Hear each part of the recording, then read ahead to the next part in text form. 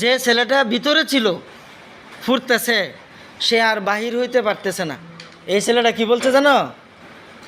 আমি জানতাম তুই আসবি। কি বুঝলা? তো একটা আরেকটারে কতক্ষণই ভালোবাসতো, মহব্বত করতো, বুঝছ?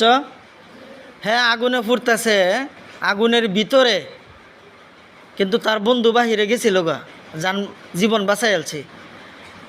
কিন্তু এরপরেও কইতেছে না, আমার বন্ধু এনে রয়েছে, ভিতরে রয়েছে, আমি হারে উদ্ধার করব।